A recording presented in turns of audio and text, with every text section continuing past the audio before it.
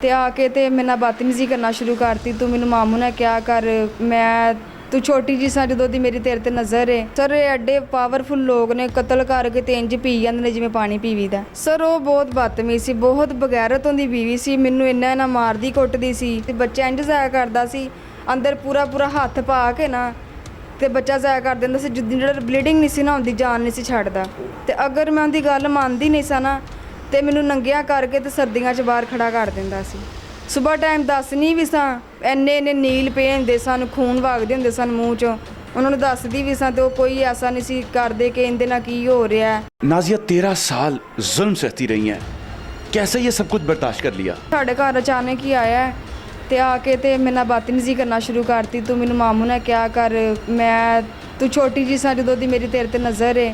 शुरू में पैसे कितने लिए थे ਸਰ 30,000 रुपया लिया सी। और बना कितने दिए थे? ਉਹਨੇ 7-8 ਲੱਖ रुपया बनाता सी। 7-8 लाख रुपया 30,000 के एवज, और वो उतरा ही नहीं। नहीं सर। अच्छा, फिर मकान छुड़वा लिया उसने? हाँ जी सर, मकान ते चंद पैसे, यानी कि साडा घर इन्ना तुहानूं पता है 5 मरले दा सी, डबल स्टोरी सी ते बड़ा प्यारा बनया सी। उन्हें ਉਹਦੇ ਤੇ ਜ਼ਬਰਦਸਤੀ ਕਬਜ਼ਾ कर लिया क्योंकि 7-8 लाख ਦਾ तो है ही नहीं सी। कोई इलाका मकीन, कोई रिश्तेदार, कोई बड़ा चाचा मामू, कोई इलाके का काउंसलर, किसी के पास ये बात नहीं गई? वो इतना बदमाश था कि उसने कब्जा कर लिया? ਉਹ ਇੰਨੇ ਪਾਵਰਫੁਲ ਸਨ, यानी कि बदमाश लोग ने, ਉਹਨਾਂ ਦੇ ਅੱਗੇ ਕੋਈ ਬੋਲਦਾ ਹੀ ਨਹੀਂ ਸਰ। आपके साथ ज्यादती कैसे हुई? उसने आपके साथ कैसे ज़बरदस्ती निकाह कर ली? ਸਰ ਫਿਰ ਅਸੀਂ ਮਕਾਨ ਖਾਲੀ ਕਰਕੇ ਚਲੇ ਗਏ ਆ।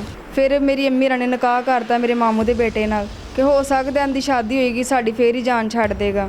ਸਰ ਉਹਨੇ ਫੇਰ ਵੀ ਜਾਨ ਨਹੀਂ ਛੱਡੀ ਤੇ यानी कि आप उस घर में वापस चले गए, उसी के पास वापस चले गए? हाँ जी। तो ये आपको नहीं लगता कि ये माँ बाप ने गलत कदम उठाया कि जो बेटी के साथ इतना ज्यादती करता रहा, घर छीन लिया, और आप फिर उसकी बातों में आके वापस चले गए? ਸਰ ਜਦੋਂ ਇਹ ਇੱਥੇ ਹਾਜੀ ਕਰਾਮਤ ਸਾਹਿਬ ਕੋਲ ਗੱਲ ਗਈ ਸੀ ਨਾ ਤੇ ਉੱਥੇ ਕਹਿ ਕੇ ਆਇਆ ਸੀ ਕਿ ਮੇਰੀ ਧੀਆਂ ਬਜਾਏ, ਯਾਨੀ ਕਿ ਤੁਸੀਂ ਕਦੇ ਕੋਈ ਗਲਤ ਗੱਲ ਵੇਖੋਗੇ ਨਾ ਤੇ ਫਿਰ ਮੇਰੇ ਨਾਲ ਗੱਲ ਕਰਨਾ। लेकिन घर आपका 30,000 के एवज उसने आपका 5 मरले का डबल स्टोरी घर खींच लिया, और फिर आप उसी घर में किराए पर रहने के लिए चले गए। ये बात समझ में नहीं आ रही। ਸਰ ਇਸ ਚੀਜ਼ ਦੀ ਸਾਨੂੰ ਖੁਦ ਨਹੀਂ ਸਮਝ ਆਈ ਕਿ ਸਾਡੇ ਵਾਲਦਾਨ ਦੀ ਕੀ ਐਸੀ ਮੱਤ ਵੱਜ ਗਈ ਸੀ ਜਾਂ ਉਹ ਕਿਸ ਚੀਜ਼ ਤੋਂ ਮਜਬੂਰ ਹੋ ਗਏ ਸਨ।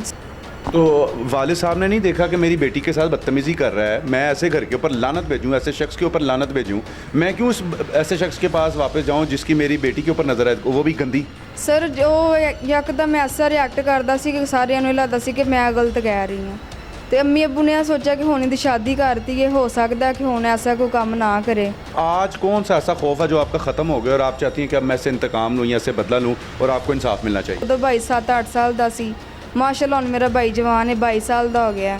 ਤੇ ਉਹ ਮੈਨੂੰ ਆਪਣੀ ਸਾਰੀਆਂ ਗੱਲਾਂ ਵਗੈਰਾ ਦੱਸੀਆਂ ਤੇ ਉਹਨੇ ਮੈਨੂੰ ਕਿਹਾ ਸੀ ਤੂੰ ਆਈਆ ਬਾਹਰ, ਕੋਈ ਗੱਲ ਨਹੀਂ, ਅਗਰ ਤੇਰੀ ਖਾਤਰ ਮੈਂ ਮਰ ਵੀ ਜਾਵਾਂਗਾ ਨਾ, ਅੱਲਾ ਨੂੰ ਜ਼ਿੰਦਗੀ ਦੇ ਤੇ ਕੋਈ ਗੱਲ ਨਹੀਂ। ਮੈਂ ਉਹਦੀ ਖਾਤਰ ਅੱਜ ਬਾਹਰ ਆ ਗਈ। ਉਦੋਂ ਕੋਈ ਸਪੋਰਟ ਨਹੀਂ ਸੀ ਹੈ। आप क्या चाहती हैं ये बताएं?